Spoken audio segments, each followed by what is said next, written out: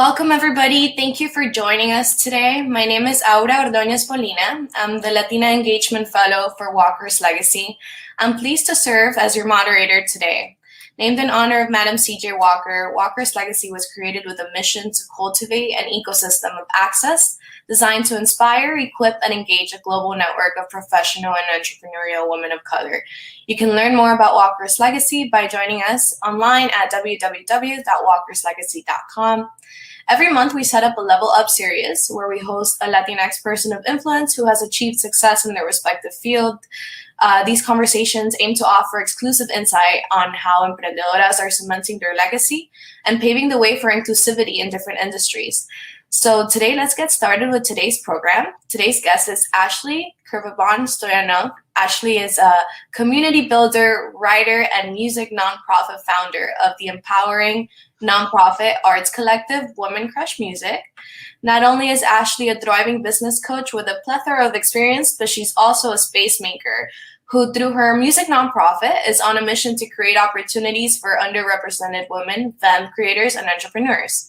Through her experience creating her own nonprofit, she teaches us that entrepreneurship also takes time and is also an art form.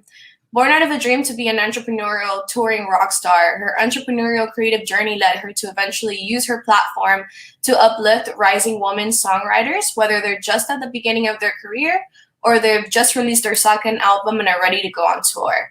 Today, Women Crush Music has reached thousands of music lovers and rising songwriters across 16 North American cities and has hosted over 150 events across the nation. She has been featured on panels and interviewed on national media outlets, spreading the vision of their organization. And through her love of music, she's found herself motivated to help founders, creative startups, and local businesses develop their business strategy and build their online and offline community. She's also the community director at the digital media publication and network, The Mujerista. So thank you so much, Ashley. Welcome. Yeah, it's so great to be here. Hi. Thank you so much for having me. No, thank you for coming on with us. It's a pleasure to meet you as well. And we're really, really excited to have you on our platform. So, everybody has a journey, and I wanted to go ahead and get started by asking you, what's yours? What has that looked like throughout these years? And how did you get started? Definitely. It's a little bit untraditional. I definitely did not go to business school. I never imagined myself to have this kind of experience that I have now. It actually all started because I was a musician. Still kind of am, hobby musician definitely now, but at some point in my life, I definitely wanted to be a rock star and be on that Beyonce level famous. But I was actively performing as a singer-songwriter. I went through a series of bands, and, as an artist, you really learn a lot about entrepreneurship, not really so intentionally. You have to learn how to pitch yourself and, how to best represent yourself online and really tell a story. And that kind of really got me ready for what was to come. And I always loved curating shows with my friends and kind of just making space for us in a very male-dominated industry. So everything really started when I graduated college and I moved to Portland, Oregon from New York City, where I was raised. I didn't know anyone in the music industry. I was just trying to get myself out there and make some friends. I found a couple of open mics that I really liked to go to, but they kind of disappeared. Unfortunately, that happens with local music industry things. And I was really searching for a community of like-minded women songwriters that I could collaborate with, share resources with. And I didn't really find anything like that. So I noticed that a venue close to my house was looking for someone to curate a monthly series for them. So I pitched my idea to them. Why don't we have a night of just women songwriters every month? And 3 months after I started, it just kind of really took off on its own. And it really just showed me that lack of community that I was feeling, that I really had a need for, I wasn't the only one. So I was booking out shows, like I think I was like 6 months booked out already. Media outlets were coming to cover the series. Booking agents from all over town were coming to see who was performing. We were packing this tiny venue in the middle of Portland, and eventually we had to like grow out of it. But it was such a great experience. And at that point, I was like, okay, well, I know that this can be something bigger. And it's bigger than just me right now. How else can I help these women songwriters who are now my friends? And I started reaching out to a bunch of different groups online and asking them like, hey, like, I'm trying to start something like this in my city. Like, how can I make this better? Can I offer like, PR and marketing courses? Because that's what my background was. That's what I majored in school. Can I don't know, connect them to other industry people, or like, what else can I do? And instead of getting advice, I started getting a lot of people being like, we need this in our city. We don't have anything like this in our city. Bring this to our city. And so that's when a little light bulb went off in my head, and I was just like, okay, I need to do something about this. So for actually the first year of Woman Crush Music's existence, I was running the Portland chapter, the Nashville chapter, the New York chapter, and the Vancouver chapter by myself. And until someone in New York was like, you need help, I'm going to help you. And together we kind of grew the organization to 16 international cities in the first year. And it's kind of all been an amazing journey since then. As a founder, when you decide like, okay, I want to start this project and make it way bigger than just like an idea for me, you have to learn a lot of things. You have to learn how to lead a team. You have to learn how to do taxes. You have to learn how to market yourself and market the organization. You have to learn how to build programming that's engaging your community. You have to learn so many things that I was forced to learn in a very short amount of time. And that really, I started getting into the tech startup space a couple of years ago, and that really kind of inspired me to work with other founders, helping develop their business and community, which is what I actively do now, as well as leading Women Crush Music and working with the Mujerista. I work with tech and media startups mainly, and solopreneurs and small businesses who are just starting out, to help them make a plan. And entrepreneurship is a journey, and no one should be alone in that. So yesterday, everyone's always just like, oh, you're like my fairy godmother. You're like my fairy godmother. So yesterday, I actually changed my Instagram name to Your Business a la Madrina. Yes. And so I think everyone should just think of me as that going forward. We're going to change your title on this StreamYard right now. Amazing. That's awesome. There's so much power in community, and I really love that really sparked such a movement going forward, starting your own nonprofit. And which really leads me to my next question, so tailored to your experience with Woman Crush Music, do you see the entrepreneurship journey for creatives being a lot different than it is for just other people in business in general? And what stands out to you the most about this industry? What are some of the pros and the cons about it that you've seen over the years? I think the truth is that a lot of artists don't actually see themselves as building a business. And the unfortunate truth is that to actually have a career, especially as a singer-songwriter, you are building your business. You need to be putting yourself out there, and gone are the days where people just see you singing on the street and be like, I'm going to sign you. I mean, it happens like once in a million now, especially with TikTok. That kind of like really changed things for the industry.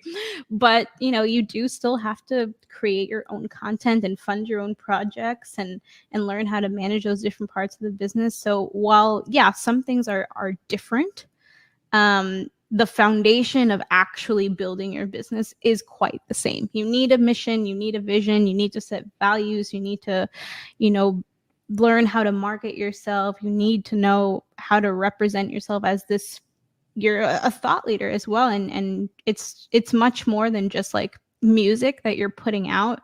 people are also following you as a thought leader, and you have to figure out like what you believe in, your values, and also put that out there with your music.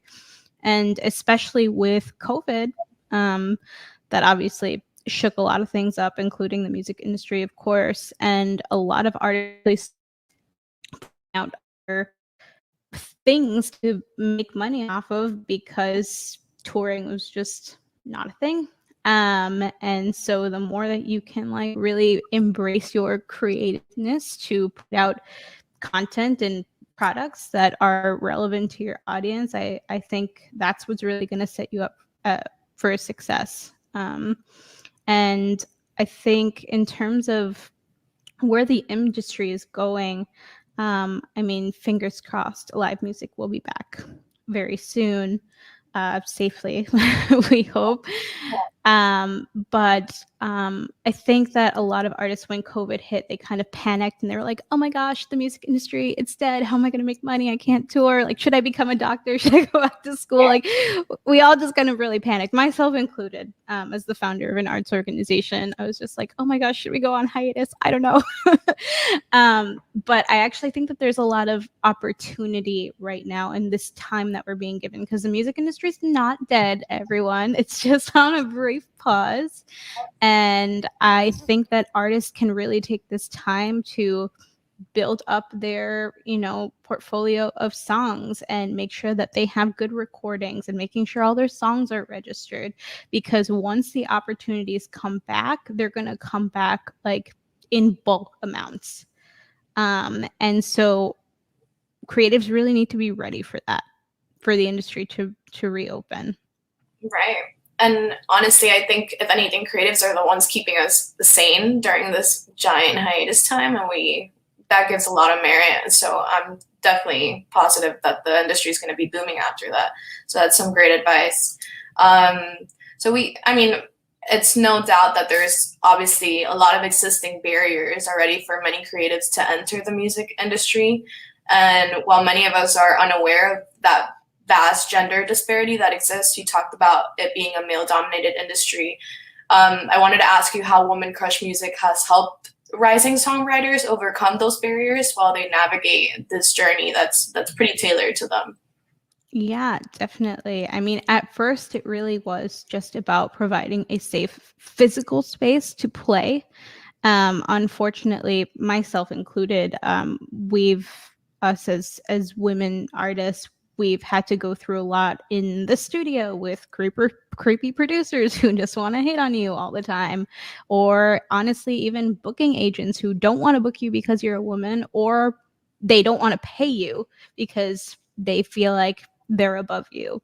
And so at first it really was just that, giving them a safe space to play and meet other like-minded people to connect with and collaborate. And since we've moved everything to our virtual programming, it has really been about not only creating a safe virtual space, but also providing the connections and the education that they need to move forward in the industry. So bringing in women who are powerhouses in the industry to talk about, diversifying your revenue streams as a songwriter. We just had a webinar about that a few months ago. Or bringing in our male allies to talk about how they can write for sync and get their music into films and TV shows. So we've just been trying to do a lot of that, and we have a lot of networking opportunities that we've been doing, just like one-to-one connections, which it doesn't really happen often. We attend these networking events online, and yeah, we get a chance to meet a lot of people for a couple of seconds at a time, but we've been trying to find ways to facilitate more one-on-one connections. And actually, our next event coming up in May is going to be a one-to-one speed networking with producers. So women producers, which are honestly a dime a dozen. They're very rare. They're very underrepresented in that aspect of the music industry as well. So we're just trying to have songwriters and producers meet each other so that they can collaborate, and hopefully everyone will work together to grow and move forward. And that's really what we're hoping to do now. And then, of course, when in-person stuff comes back, we'll go back to putting on some kick-ass shows. Awesome. I love it. Yeah, that's such an avenue for mentorship, which is, such a pivotal part of entrepreneurship too. And that's a wonderful event that you guys are having for sure. So, you mentioned COVID. We're living in very, very distinct times, and the pandemic has made us handle our entrepreneurial journeys very differently. I don't want to generalize, but it has looked differently for everybody. And so do you personally have any advice for creative entrepreneurs, aspiring artists who are just, learning the tropes of the industry during this time and trying to get their foot at the door and growing their brand? And what would that be, for our viewers and the people watching on these platforms? Yeah, I would say now is your time. But now is the perfect time to build whatever it is that you have been scared to push forward. And I am volunteering myself to help anyone get started.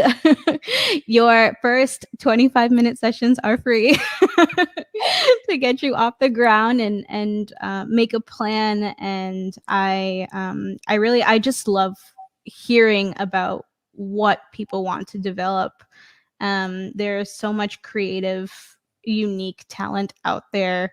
And especially being a part of the Mujerista and meeting all of the amazing Latinas in that community. Like, we have such a diverse group and they're all working on such amazing projects. Like, just being around them, like, it's really inspiring. And if I could have anyone take something away from this interview, it's that don't let not having the correct experience or funding or whatever it is hold you back. Because if I had done that, I didn't go to business school. I had no idea how to run a nonprofit. I had no idea how to coach business leaders. And that all came through experience and just kind of going for it. Yeah. And if you ask any CEO of a big company how they first started out, they're going to tell you the same thing. No one knows what they're doing. No one knows what they're doing. We all just figure it out. I spent a lot of time interviewing my role models a couple of years ago when I felt really stuck and not knowing how to move forward with Women Crush. And they were just like, we all just kind of fake it till we make it in the beginning. And you learn a lot like that. But the most important part of doing that and making your plan is really think about what your community needs. And that goes for anyone, whether you're a tech startup founder, a nonprofit leader, an artist. Think about who you're doing things for, mm-hmm. and what they want and what they need and what they want to see from you. Because at the end of the day, they're your community, they're your fans, they're your supporters, they're the ones investing in you, giving you money, buying from you. They're the ones that you need to talk to when you're stuck. I've made the mistake of going down rabbit holes of oh, but what if I do this? And what if I do this? But what if they don't like it? Well, just ask them. And just ask them. That's all we can do is be very transparent about our journey. And we're trying to all grow, but also grow with our community and help our community members grow. Or at least that's the case with Women Crush and the Mujerista and a lot of the companies I work with. So that was kind of a long answer with a lot of advice, but I hope that was helpful. I appreciate the vulnerability and the transparency here, and I'm sure a lot of people can feed off of that as well, getting their own journey started. So Ashley, do you have any current efforts or virtual tours you want to share with your audience? Where can we keep in touch with Women Crush Music? Yeah, definitely. So definitely sign up for our newsletter. Our newsletter, you can sign up on our website, which is womencrushmusic.com. And we have our next event in May 11th for the Producers Speed Networking event. We will be announcing registration for that pretty soon. So definitely keep in touch with us there. And you can all follow me at Ashley K. Stoyanov on Instagram if you want to connect. Beautiful. We'll make sure to tag you there as well. So Thank you for this wonderful conversation. Ashley, how can people stay in touch with you? Yes. Again, my Instagram is Ashley K. Stoyanov. And my website is also www.ashleykstoyanov.com. Feel free to reach out to me there. I would love to hear from all of you. Awesome. Thank you so much, Ashley. So Walker's Legacy Programming looks to bring you insightful, meaningful opportunities for conversations like this and community. And we hope that you found today's conversation a special hangout opportunity. We hope to see you at future Walker's Legacy programs.